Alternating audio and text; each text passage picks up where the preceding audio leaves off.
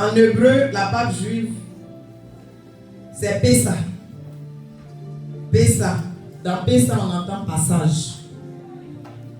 Lorsque nous lisons Exode, on a étudié le livre d'Exode pendant tout ce mois. Parce que c'était notre Exode aussi. Nous, on a traversé. Pour info, c'est le premier culte qu'on fait ici.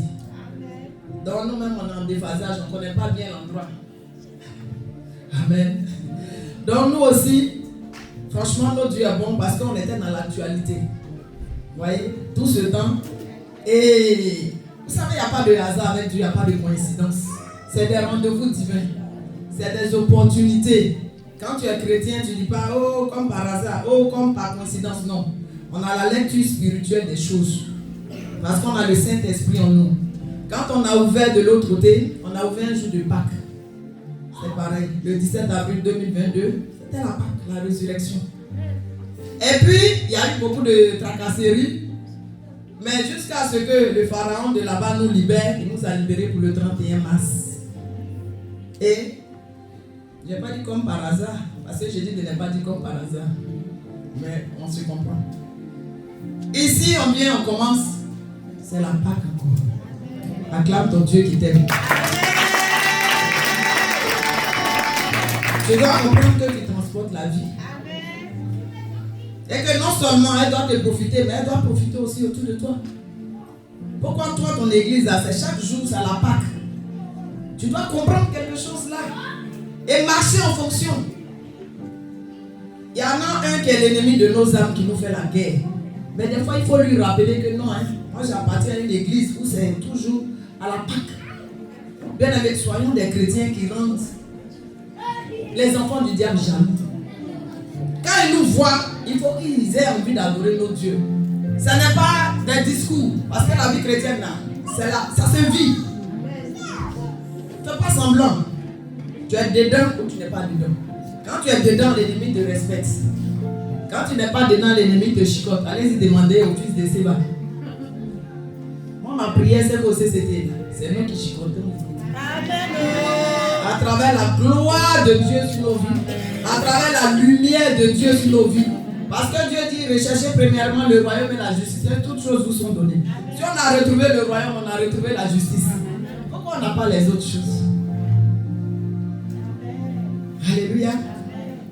Donc, la Pâque juive, c'était la traversée. Comme nous, on a traversé jusqu'à... On est arrivé dans notre Canaan maintenant. La terre de repos. Ça ne veut pas dire qu'on ne va plus combattre. Ça ne veut pas dire qu'on ne va plus prier. Mais ça va être une terre où Dieu facilite. Il dit, je vais faire la différence entre ceux qui me servent et ceux qui ne me servent pas. Cette différence-là, ça fait que tu arrives dans des endroits où des portes s'ouvrent seules pour toi. J'ai appelé la grâce.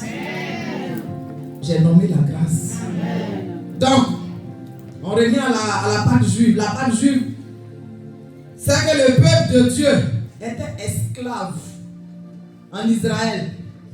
Comme beaucoup spirituellement sont des esclaves. Naître de nouveau, c'est une chose. Être libéré, c'est une autre chose. Des fois, vous allez voir des gens qui sont consacrés, qui ont beaucoup d'années de vie chrétienne, qui marchent dans la sanctification et tout, rien à faire. Mais leur vie ne marche pas. Parce que des fois, il y a une alliance qui n'a pas été brisée. Quelqu'un va me dire, mais votre histoire d'alliance là, ça ne finit pas. Mais si tu n'as pas commencé, ça ne peut pas finir. Je peux parler à quelqu'un. Amen. Quand les gens viennent dans la maison de Dieu, des fois, ils ne disent rien. Dieu peut ouvrir les yeux du pasteur. Il peut voir tout de suite le problème. Mais normalement, quand on vient en Christ et tout, moi dans ma famille, voilà ce qui se passe. Voilà ce que j'ai vu faire. Et il y a la main d'autorité qui fait le travail. Et c'est fini. Parce que le monde spirituel est régi par des règles. Ton grand-père dit sur 10 millions de générations, voilà, les femmes ne doivent pas se marier, les hommes doivent être des soulards. Bon, tu viens en Christ, il n'y a pas de souci. Mais tu es encore un bébé spirituel, tu n'as pas encore les réalités des choses spirituelles. Donc autant déraciner le problème. Et après maintenant, la vie de Christ est plantée en toi. Et tu évolues comme un cèdre du Liban. Sinon, ce qui se passe, c'est comme ça. Donc, quelquefois, l'ennemi te dit, non, c'est l'église là qui n'est pas bien. Non, c'est le pasteur qui n'est pas bien. Non, c'est... Non. Des fois, c'est rien de tout ça. C'est un travail en profondeur qu'il faut faire. Jésus t'a racheté. On renverse l'autel qui est là, on bâtit l'autel de Christ. Donc je veux dire à quelqu'un, si tu as fait ce travail, alléluia, tu n'as plus toujours à briser 70 000 fois, même si les gens continuent les adorations, ça ne te touche plus. Parce que c'est l'autel de Christ qui t'a racheté. Et même si on dit ton nom, tu n'as rien à voir là-bas. Satan sait les pas qui ne sont pas départagés. Mais si tu n'as pas fait ce travail, tu es un peu en danger. Mais peu importe, aujourd'hui c'est la résurrection. Pendant que je parle, si l'esprit de quelqu'un est ouvert, il peut déjà faire la prière. Parce que dans la Bible, les Abraham et autres n'ont pas coupé de liens comme ça aussi. Donc la vie chrétienne, c'est des dimensions. Moi, je me rappelle que pour triompher des esprits de ma famille, j'ai lu toute ma Bible. Je n'étais pas enseignée, je n'étais pas chrétienne, mais j'avais cette soif-là. Quand j'ai fini de lire ma Bible, c'est comme toutes les écailles de mes yeux sont tombées. Quand je me couchais comme ça, Dieu ouvrait mes yeux pour me montrer tout ce qui se passait dans ma famille. Et quand j'allais demander à ma grand-mère, elle était tellement effrayée, elle dit non, on ne va pas chez les marabouts. Elle était tellement sûre que c'était des marabouts qui me racontaient. Parce que même ma mère ne savait pas ces choses-là. Donc on a un Dieu bon. Il a plusieurs moyens de délivrer.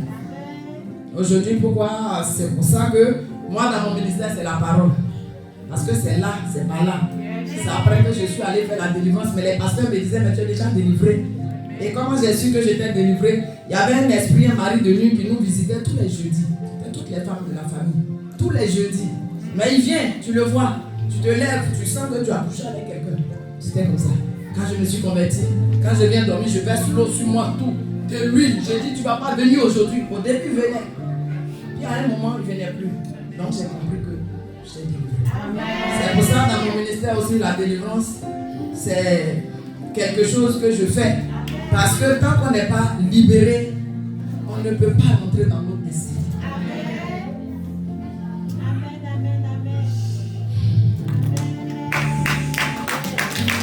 Mais on a un Dieu de la délivrance. Donc, il voulait que son peuple soit libéré de l'esclavage. Il fallait les servir simplement. Son peuple était dans la servitude. Quand vous lisez Exode et tout ça, le peuple d'Israël souffrait. Alors que c'était des rois qui étaient là. Ils étaient nés pour ne pas souffrir, mais ils souffraient. Et qu'est-ce qui s'est passé? Moïse les a fait traverser. Et cette traversée-là, ils quittaient. C'était le passage comme le passage de la mort à la vie. C'était retrouver la vraie vie en Christ. Où on adore Dieu librement.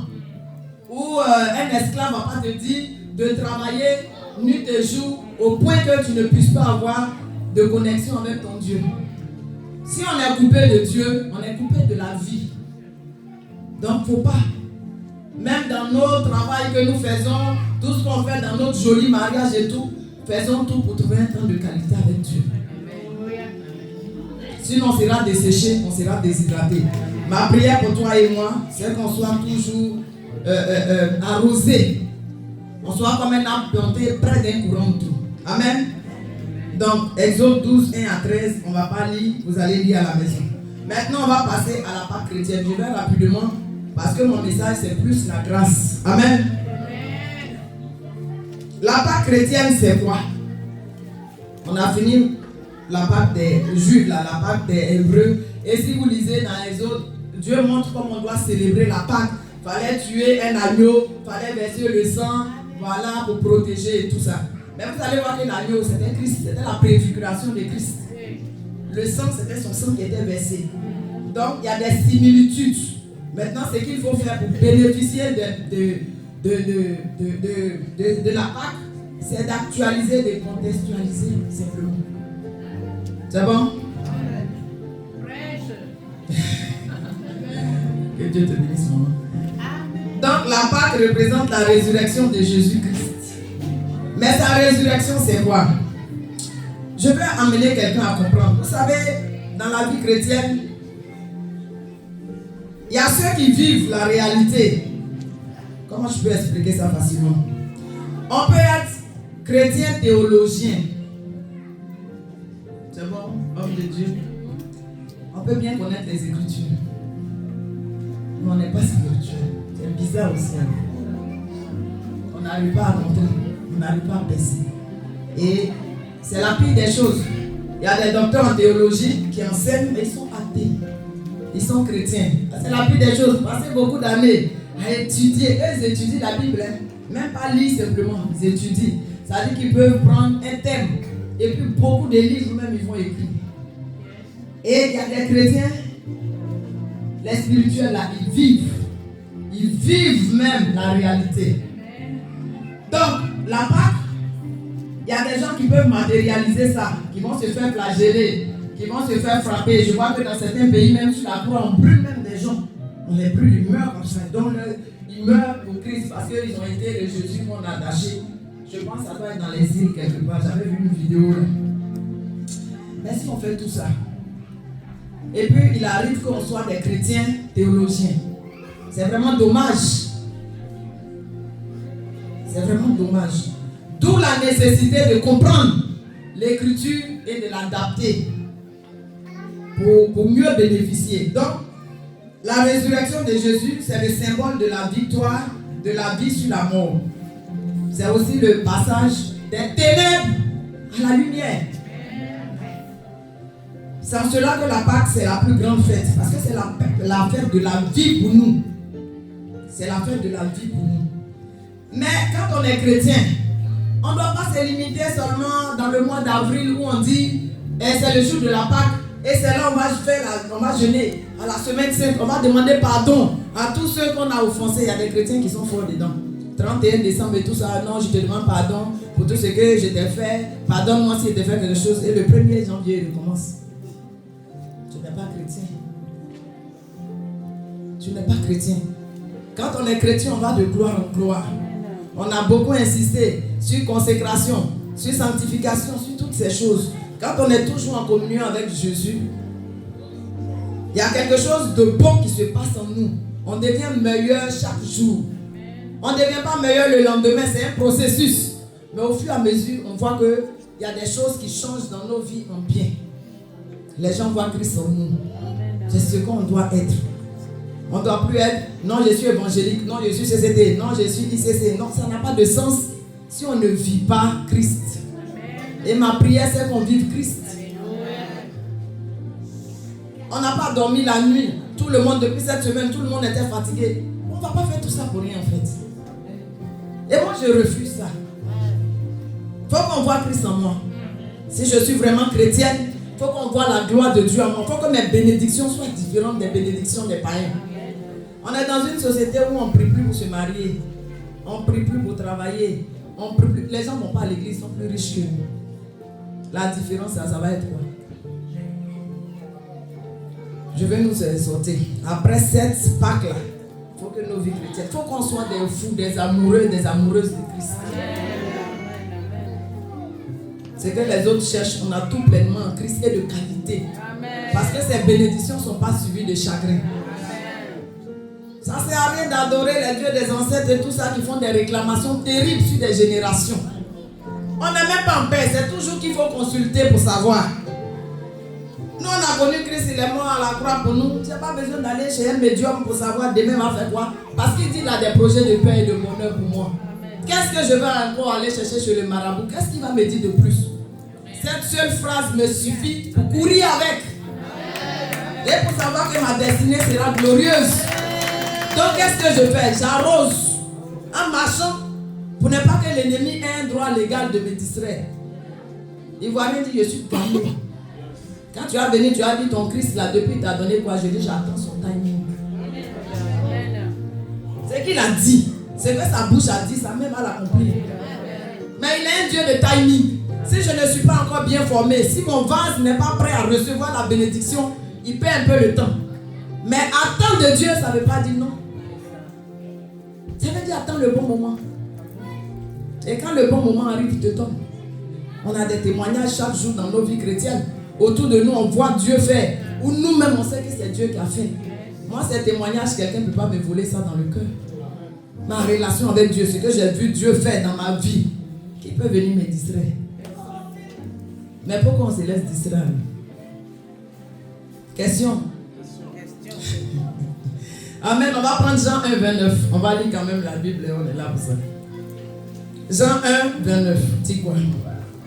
Le lendemain, il vit Jésus venant à lui et il dit: voici l'agneau de Dieu qui ôte le péché du monde. Vous avez vu que dans la Pâque juive, on a dit que c'est un agneau, on n'a pas lu, mais vous allez lire à la maison. C'est un agneau sans défaut, qu'on tuait, qu'on versait le sang. Vous voyez ici, on compare Jésus à un agneau. Donc vous allez voir qu'à la fin de la journée, la Pâque c'est Jésus. Est-ce qu'il y a quelqu'un qui comprend? Si tu comprends, tu fais ça. Est-ce qu'il y a quelqu'un qui ne comprend pas? Bon, acclamez Jésus. Vous êtes forts ici. Amen. Matthieu 28, 5 à 10. Je suis en train de vous montrer les comparaisons. Amen. L'ange prit la parole et dit aux femmes: n'ayez pas peur. Je sais que vous cherchez Jésus. Parenthèse, les hommes cherchaient aussi Jésus. Nos églises donnent quoi? C'est des églises de femmes. Avec ça, on dit qu'il ne faut pas en prêcher. On va prêcher. On va faire ce qu'on peut faire. Et on va faire bien. Est-ce qu'il y a des femmes au CCT? Est-ce qu'il y a des femmes dynamiques? Est-ce qu'il y a des femmes spirituelles? Est-ce qu'il y a des prophétesses? Est-ce qu'il y a des femmes puissantes? Est-ce qu'il y a des femmes qui élèvent ici? Amen. Je sais que vous cherchez Jésus, celui qu'on a cloué sur la croix. Il n'est pas ici. Il est revenu de la mort à la vie. Comme il avait dit. Les autres dieux sont restés dans le tombeau. Il n'y a que celui-là qui n'est plus là. Les gens ont vérifié. Il n'est pas là. Le jour où vous allez en Israël, allez y voir encore. Ces os sont pas là. Venez, voyez l'endroit où il était couché. Au 7. Allez vite dire à ses disciples: il est revenu d'entre les morts. La mort n'a pas eu de pouvoir sur sa vie. Parce que lui-même, il a les clés du séjour des morts. Quelqu'un qui a la clé là, tu peux l'enfermer comment? Tu m'enfermes, je vais ouvrir. Mais il est celui-même qui ferme et puis on ne peut pas ouvrir. Amen. Et quand il ouvre ça, on ne peut pas. Donc la porte là, s'il est là, tu ne peux pas t'approcher. Je veux dire à quelqu'un, les gens qui ont tellement peur de la mort, même dans l'église, on est en train de prier, le baf fait un bruit. Il y a des chrétiens qui courent déjà, ils sont à la porte. Mais vous allez où? C'est ici qui est plus sûr. Paul a dit la mort, mais un gain. Aïe. Bon, si on ne veut pas mourir, on va voir Christ comme au paradis. On traverse. Maintenant, Dieu t'aime tellement. Il n'a même pas encore commencé avec toi. Pourquoi tu penses que tu vas mourir? C'est pas maintenant. Quelle est la gloire de Dieu quand on meurt à 30 ans, 50 ans? La vie ne fait qu'en commencer à ces âges-là. Donc je veux dire à quelqu'un de chasser la peur. La peur ne va pas avec la foi. La peur est diabolique. Des gens qui ont peur. On est adulte, on ne veut pas dormir dans le noir. On doit être des veilleuses encore. On a peur du lendemain. Peur de vieillir sans mari. Peur de vieillir ici. La Samaritaine n'a qu'à aller chercher l'eau là. Son problème, ce n'était pas mari. Hein. Ce n'était pas l'argent. Ce n'était pas travail. C'était Christ. Ce que tu cherches là, ça va te combler juste le premier jour où tu as ton témoignage. Alléluia. Voilà, Dieu a fait. Le lendemain, tu commences à pleurer. Ça devient carré dans tes os. Suivez mon regard. Maman des jumelles. Alléluia, Dieu m'a béni. Double onction. Oh, nous tous on crie. Hey, hey, hey. Quand une pleure ici, l'autre pleure là-bas. Hey, hey. On n'a pas le pasteur. Non, tu as eu ton miracle. Avance. Débrouille-toi. On t'a donné ton miracle. Débrouille-toi. C'est comme ça, Dieu nous donne des conjoints bruts. On doit les travailler. Bon, on est mal préparé. On pense que comme c'est Dieu qui nous a donné, tout est rose. Résurrection. Tu l'as sorti dans le tombeau là. Il faut faire, les eaux vont revenir sur lui. Ou bien sur elle. Quelqu'un a des oreilles pour entendre? Amen. Amen. Bien. Ah bon. 8. Elle quittait rapidement le tombeau, remplie tout à la fois de crainte et d'une grande joie. On a laissé ceux qui cherchent travail et puis quand ils ont eu, maintenant quand il fait froid, ils ne veulent plus travailler. Ça va aller. Amen. 9. Tout à coup, Jésus vint à leur rencontre et dit: Hey, le Dieu ressuscité. Ce matin, il vient à la rencontre de quelqu'un. Est-ce que tu as les oreilles spirituelles? Est-ce que tu as les yeux spirituels pour le voir? Ce matin, quelque chose va se passer dans ta vie. Moi, j'ai préparé cette Pâque. Je suis venu à la rencontre de mon roi. Parce que le roi qui est ressuscité, il est glorieux. Quand il est ressuscité, il dit ne me touchez pas d'abord. Parce qu'il y a une certaine gloire. C'est nous les chrétiens qui pouvons toucher. Est-ce que ce matin, tu es prêt à toucher cette gloire? Alléluia. Je vous salue. Elle s'approchait de lui, saisit ses pieds et l'adorait. Jésus leur dit, n'ayez pas peur, allez dire à mes frères de se rendre en Galilée, c'est là qu'ils me verront. Mais Galilée, c'est ici. Galilée, c'est dans nos cœurs. Galilée, c'est dans nos maisons. Galilée, c'est dans nos églises pour ceux qui nous visitent. Alléluia. Il y a une mission. On ne prend pas la part de Christ et puis on se promène avec. C'est comme quelqu'un dit non, moi je veux les dons spirituels. Bon, quand tu as eu les dons spirituels là, c'est pas pour aller chez toi puis tu es magicien. C'est pour la maison de Dieu. C'est pour sa gloire. Alléluia. Ça veut dire qu'il y a une responsabilité derrière toutes les bénédictions que Dieu nous donne. Ta résurrection que tu veux là, tu pries, non, je ne veux pas vite mourir. Bon, on ne veut pas vite mourir, c'est pourquoi? Ou bien on ne veut pas vite mourir pour chercher toutes les femmes du monde. Ou bien on ne veut pas vite mourir pour escroquer tous les hommes. Ou bien on ne veut pas vite mourir pour être toxique. Vous voyez, il y a une responsabilité derrière. Et c'est cette responsabilité qu'on doit accomplir. C'est tout le but de l'existence. Il faut vivre pour influencer. Il faut vivre pour impacter. On est là pour accomplir une destinée. On n'est pas venu se promener sur la terre. On n'est pas né par accident. Il y en a même, c'est après un viol qui sont nés. Il y en a même, les parents même étaient séparés et puis grossesse était dedans. Vous pensez que c'est au hasard? Donc ne nous promenons pas. On n'a pas le temps. On n'a pas le temps. Tout commence par être sérieux à l'église. Et le reste, ça vient. Ne suivons pas le monde. Nous sommes la lumière du monde. On doit faire la différence. On doit marquer notre génération, marquer notre époque. On doit faire envie aux gens. En France, on ne peut pas évangéliser. C'est nos témoignages, nos vies que les gens regardent. Et puis pour savoir que Jésus est vraiment Seigneur. Bien aimé, cette Pâque-là, quand on sort d'ici, soyons nous-mêmes ressuscités. Que les gens ne nous reconnaissent plus. Ça ne veut pas dire on va changer la Bible, on va donner Jésus t'aime, tu es parti. Non, c'est pas ça. C'est plus que ça en fait. Ça commence par une prise de conscience, une introspection. Depuis même je suis chrétien, même qu'est-ce qui est fait? Qu'est-ce qui avance dans ma vie? Même mes prières. À part Jésus, donne-moi, Jésus. Est-ce qu'on prend le temps de vraiment adorer le Maître? Est-ce qu'on prend ce temps? Le travail est devenu notre maître. Au point qu'on n'a même plus un jour dans la semaine. Bien aimé, si on veut prospérer, prospérons en Christ. Amen. Alléluia. Jean 11, 26 dit quoi? 25. Jean 11, 25. Je suis la résurrection et la vie. Encore une fois, Jésus nous dit. C'est vrai, on veut que tout ressuscite, on veut que tout aille bien. Il y a des gens qui sentent qu'ils ont perdu leur gloire. Il y en a qui sentent qu'ils ont perdu leur force et tout.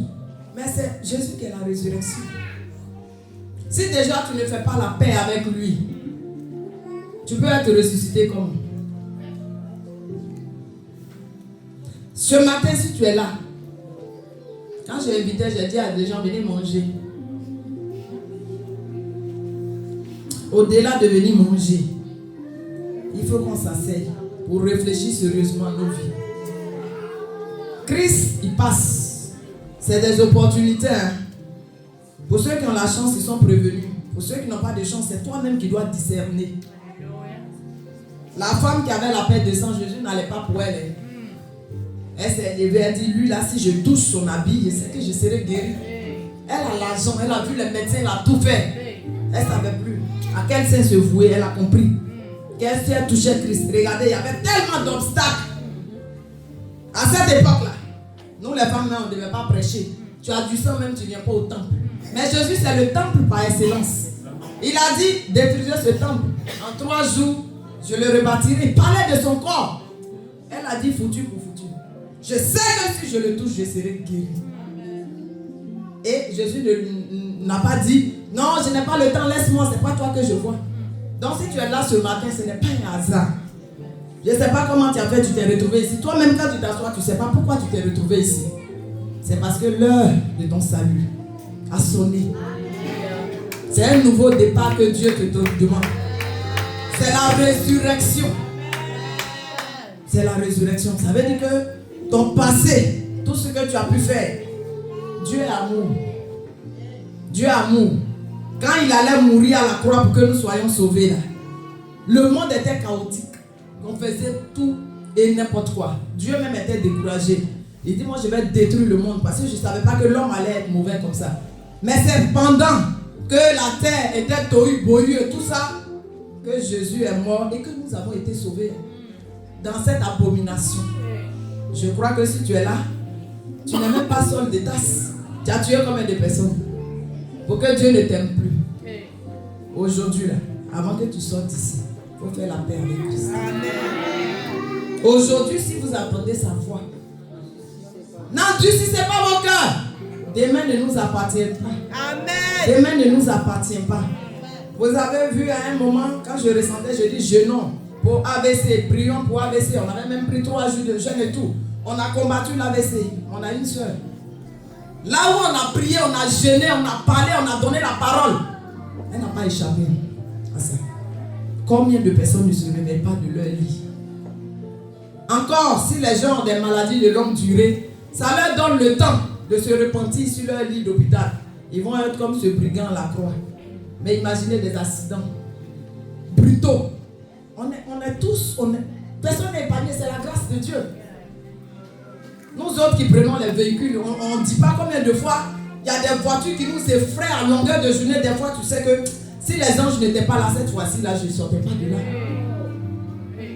Tu te gardes même pour retrouver tes esprits et puis tu pleures même. Parce que tu sens que la mort t'a frôlé.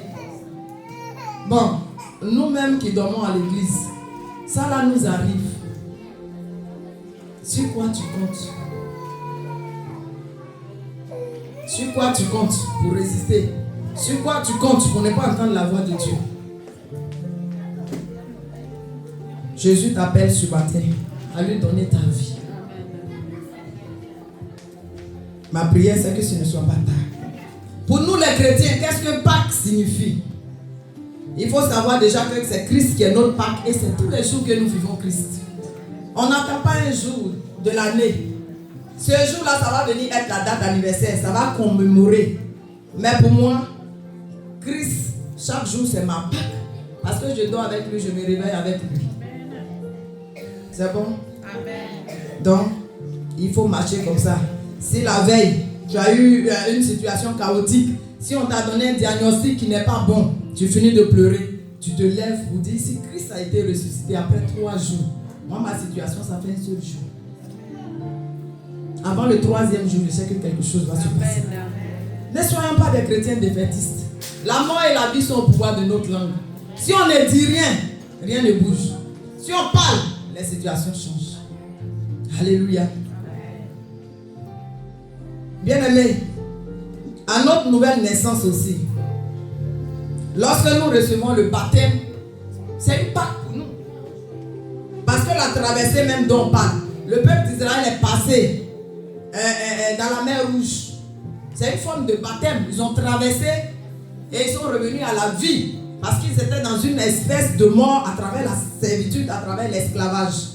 Donc il faut savoir qu'à notre baptême aussi, c'est un symbole fort de la Pâque. C'est pour ça qu'on ne doit pas prendre le baptême comme ça. Des gens qui viennent prendre le baptême et puis après ils vont s'asseoir. Ils attendent de se marier et puis ils viennent encore à l'église. Ils vont s'asseoir. Ils attendent maintenant de mourir et puis ils viennent à l'église. Vous avez vu ça où? Non. Non. Ça ne doit pas se passer comme ça. Ou bien on se fait baptiser, on va se promener jusqu'à on vient, on veut se faire rebaptiser. Tel que tu es baptisé, tu prends en même temps le chemin. Tu es né de nouveau, il faut grandir. Il faut évoluer. Même dans la vraie vie, on prend le lait après nourriture solide. On est à la maternelle jusqu'à ce qu'on arrive à l'université. On veut faire des métiers, on va faire des formations. La vie chrétienne, c'est comme ça. Il faut se former, il faut apprendre, il faut évoluer, il faut développer sa relation avec Dieu. Si tu vis vraiment la Pâque. Ou bien on n'attend pas. À la Pâque, on porte nos jolies toges. CCT. Et dans la semaine, on ne sait pas qu'on les chante. Dans la semaine, tout sauf avoir un temps avec Dieu. Être chante, c'est un ministère. C'est un ministère. Vous avez la chance qu'en Europe, il n'y a pas les sorciers comme ça là. Sinon, pendant que tu chantes, une flèche dans ta tête, quand tu ne vis pas bien. Non, la vie chrétienne, ce n'est pas du jeu. Ce n'est pas du jeu, c'est que la Bible a écrit, il faut suivre. Mais même si ici, il n'y a pas les sorciers là, Satan, il est partout. C'est d'autres modes opératoires qui ne sont pas moins nuisibles que ce qu'on vit là-bas. Encore pour là-bas, là même, c'est bien. C'est tout de suite, tu vois. Et ici, c'est des démons civilisés. Ils sont froids, sous-noirs. Tu ne les vois pas venir.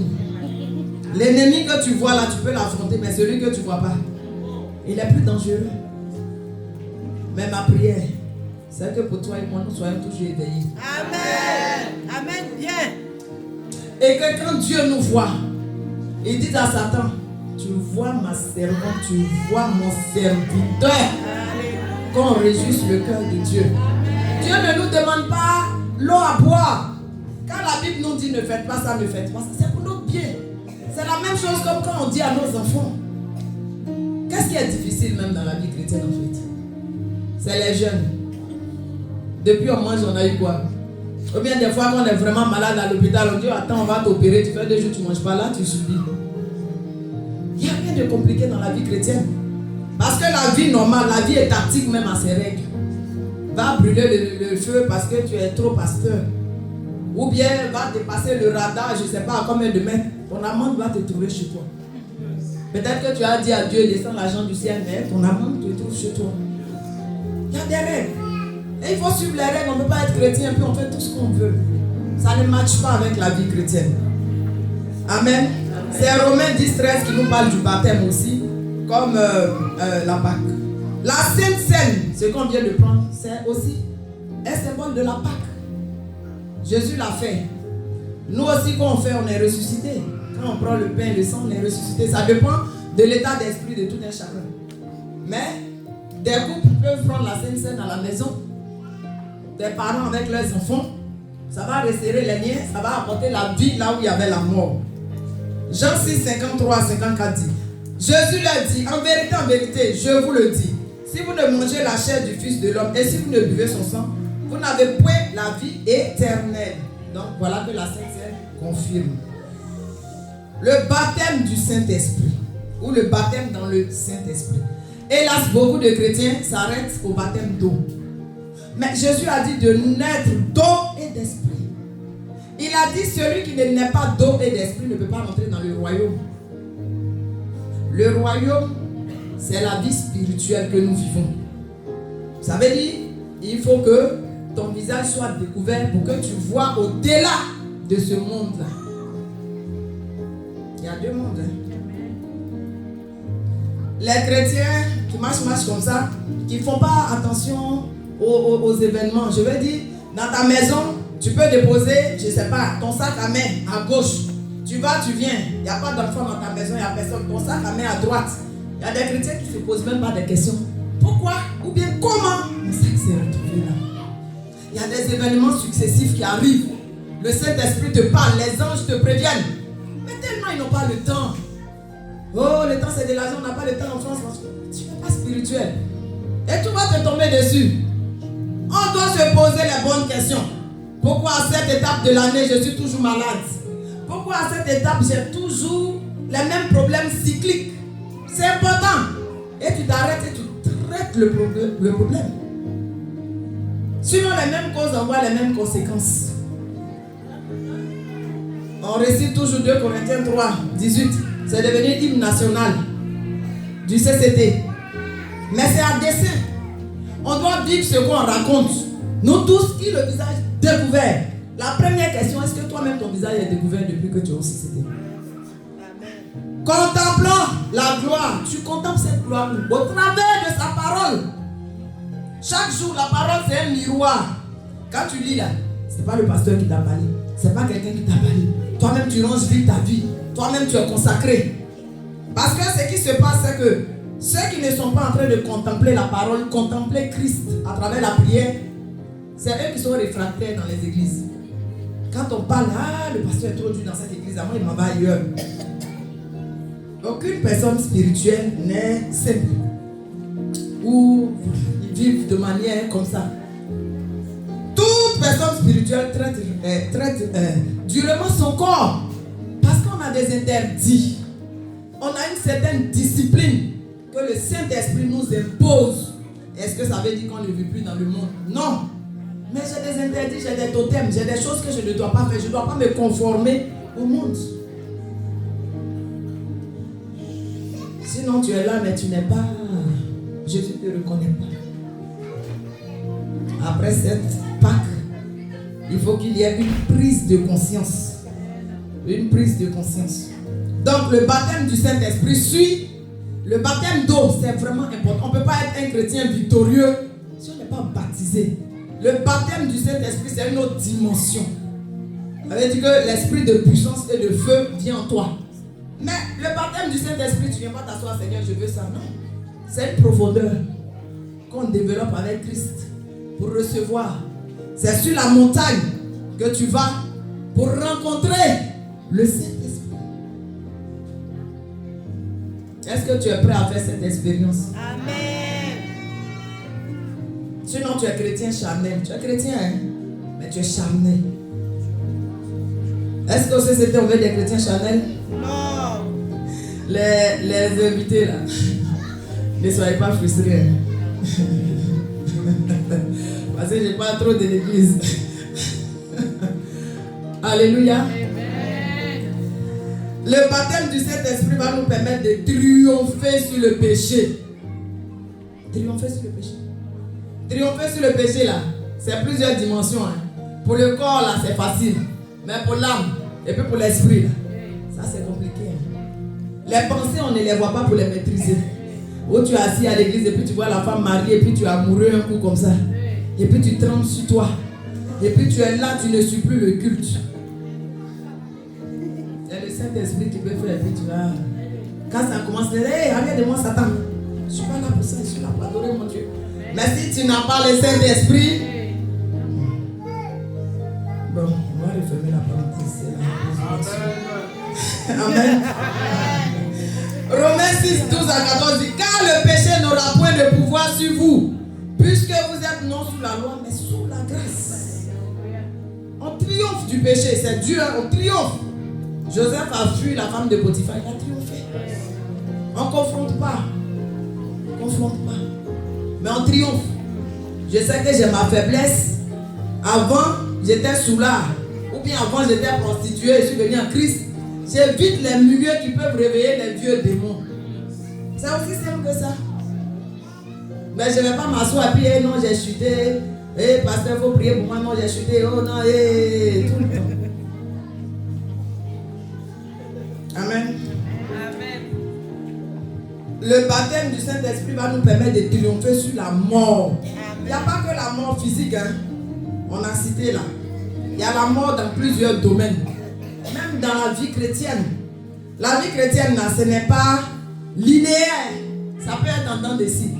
Nous-mêmes, moi-même, pasteur, il y a des moments où tu es trop fatigué. Il y a des ennemis de la foi. Tu ne peux pas monter, tu ne peux pas prier, tu ne peux rien faire. Donc, il faut chaque fois venir demander le renouvellement du Saint-Esprit pour pouvoir tenir. C'est-à-dire, je peux être KO 2 jours, mais le 3e jour, oh, Jésus a ressuscité, il faut que je revienne dans ma vie de prière.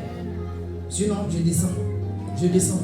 Jusqu'à ce qu'à un moment maintenant, c'est comme les eaux viennent m'engloutir. Je ne peux plus sortir la tête. Il ne faut pas attendre ce moment. Alléluia. Est-ce que quelqu'un veut le baptême du Saint-Esprit? Amen. Matthieu 16, 18 dit, et moi, je te dis que tu es Pierre. À la place de Pierre, tu mets ton nom.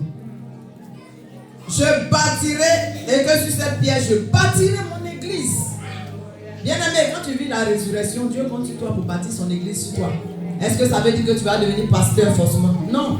Tu peux bâtir ton église en éduquant tes enfants, en étant un bon mari, une bonne épouse, en étant un bon collègue de travail, en étant un bon commerçant, en étant une bonne soeur, un bon frère pour les autres. Bâti, on plébiscite la vie spirituelle. Parce que c'est deux dimensions. On apprend à être transformé nous-mêmes. Pour faire quoi? Et après, maintenant, on fait des exploits. Quand toi-même, Jésus t'a bien bâti, tu peux maintenant aider aussi des gens. Et en ce moment, maintenant, tu transcendes pour faire des exploits. Les exploits, ce n'est pas tout le monde qui fait des exploits. C'est ceux qui connaîtront leur Dieu. Ceux qui connaîtront leur Dieu feront des exploits. C'est bon? Le message fait du bien à quelqu'un. Amen. Amen. Est-ce que tu sens la résurrection en toi? Est-ce que tu sens qu'au fond de toi, il y a quelque chose qui est en train d'être révolutionné? Est-ce que tu sens que ton cœur commence à battre? Est-ce que je commence à t'énerver? Mais si tu t'énerves, c'est bien. Ça veut dire que là, c'est en train de travailler. Je vous aime. Amen. Alléluia. Le baptême du Saint-Esprit nous fait triompher sur les démons. Oh, combien de chrétiens ont peur des démons? Mais les démons, c'est au nom de Jésus qu'on les chasse. Si tu veux les chasser en ton nom, c'est là qu'il y a problème. C'est au nom de Jésus. Luc 10, 19 dit quoi? Voici, je vous ai donné le pouvoir de marcher sur les serpents et les scorpions et sur toute la puissance de l'ennemi, et rien ne pourra vous nuire. Quand tu as le Saint-Esprit en toi, tu peux saisir des serpents comme Paul l'a fait. Parce que ça va venir même t'enlever la peur. Quand tu es rempli du Saint-Esprit, tu n'as peur de rien. Les gens prennent ça pour de l'orgueil. Non, je sais qui je suis. C'est l'assurance divine. Je sais que les serpents ne peuvent pas, même si je bois un breuvage mortel, il ne me fera pas de mal. J'ai le Saint-Esprit en moi. Et ce Saint-Esprit-là même déjà, il me prévient de beaucoup de choses. Et quand je dois affronter, je sais que je ne suis pas seul. Alléluia. Est-ce que le message ça fait du bien ce matin? On va faire des proclamations. Et sache que parce que Jésus est ressuscité, tu es ressuscité, tes finances avec, ton mariage avec, ton enfantement avec, ta destinée avec, ton ministère avec, ta joie avec, ta paix avec. Tu vas marcher en nouveauté de vie. Parce que tout redevient nouveau. C'est un nouveau printemps qui commence. Et vous voyez que le printemps, les arbres commencent à reprendre vie. Et ce matin, tout arbre dans ta vie qui avait perdu sa racine, qui avait commencé à sécher, reprend vie. Parce qu'il a dit, si tu crois en moi, des fleuves d'eau vive vont jaillir, vont couler. Et c'est l'eau qui arrose les plantes.